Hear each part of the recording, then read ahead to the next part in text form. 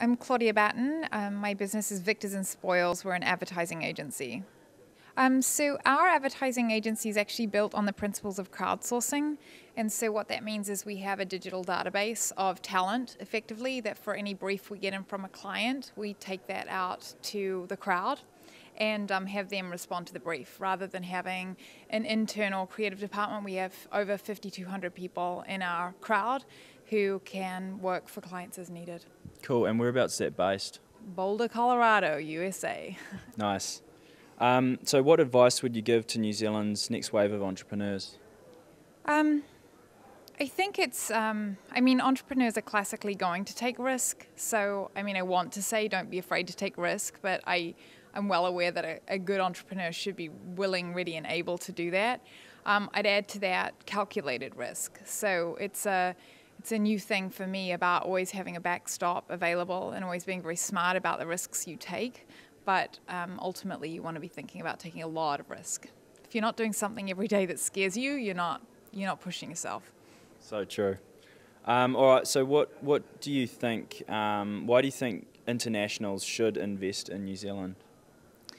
I guess I'm so biased. I love the Kiwi ingenuity and energy and commitment to solve a problem. So that's probably why I would say, any investor wants to invest in people who are going to solve problems and have energy and passion and enthusiasm around that. So that would be why I would invest.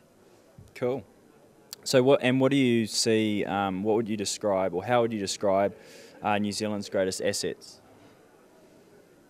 I think it's a combination of, similar to the prior question, it's a combination of the people that are here and their attitude and willingness and ability to problem solve. So it's really the same answer as before for me. Cool. Now, do you use web video as a communications tool and in your business, and what do you think of it? Well, as an advertising agency, we create video for clients, full stop, whether that's for television or for web use. Yeah, we're going to do that. It's a great communication tool when used correctly. I think the problem currently is that it's tactically utilized. So it's like a checkbox on the list of, I need some web video, so let's go do some web video, when we try and teach our clients to think about the problem they're trying to solve. And if web video is the right solution for that, then utilize web video. But there's a lot of great communication tools out there. Web video is one, very good one, but just make sure you're using it correctly. Cool, and when you say correctly, give me an example.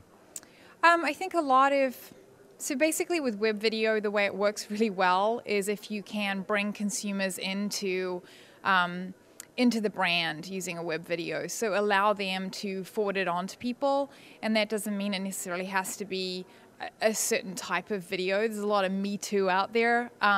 Look at the two little twins, the little twins video right now. It just touches a heartstring, and people want to forward it on, and they bond through that. And I think that's a really great way of using web video for your brand. That one obviously is not branded, but thinking about it that way is the smart way to me. Cool.